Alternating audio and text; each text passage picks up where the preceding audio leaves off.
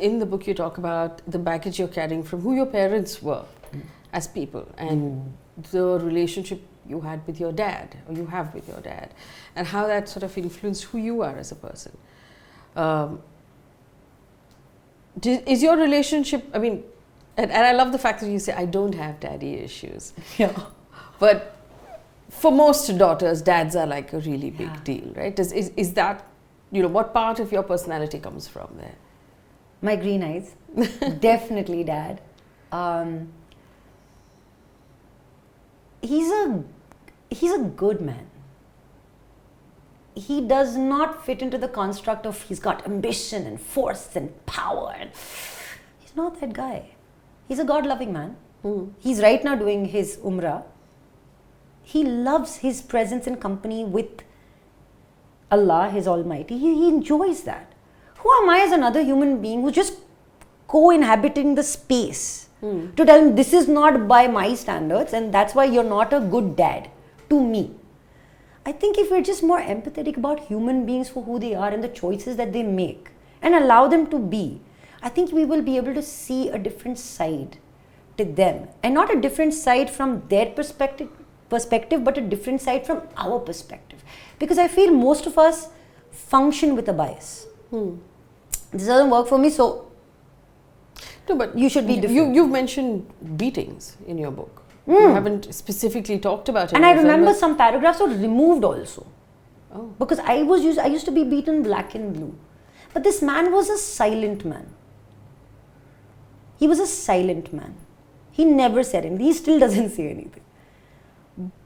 But for example, like, you know, just before the interview started, Phoebe was there and I almost stepped on Phoebe's tail. If I step on Phoebe's tail, Phoebe is going to bite me. So I felt that there were many moments when he was just provoked by the situation. When the communication line isn't clear. By a child? Not by a child, by co-parents, parents. You know, two adults can't communicate. I just became the collateral damage in between. And yes, I did not like him too much for it, but I was a child, no? So as children you forget as well. But I do remember the good things about him as well. And when I said I want to lose weight, he said, gym jaane ka kya zarurat hai? You can eat one banana and drink one glass of milk, you lose weight. I was like, what? You know, we used to like distribute newspapers and milk around the block. But I don't need to do this. I don't choose to do this, you know.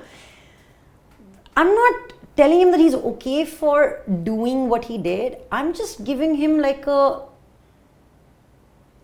I think I'm also like in a stage in my life where I am far more just forgiving in general and not holding things. It's baggage for me. I couldn't change the man, I couldn't change the situation, whatever he was going through, whatever I was going through. Because if I had given if I remember me not doing my homework and being complained to dad about it, would be go write your imposition 100 times. I will do my homework. That's the best the guy could come up with. And also I was raised in a middle class family where you were canvas for beating. So it was not just my father beating, it was also my mom. Mom would beat me with anything she found. बेलन से मार दिया, belt से मार दिया, अरे जूता आ गया, कुछ भी. And as that generation, we didn't understand it's not okay. It's not okay, yeah. Today's parents will not do it. I feel today's generation of parents are actually changing how children are going to live in this world after them.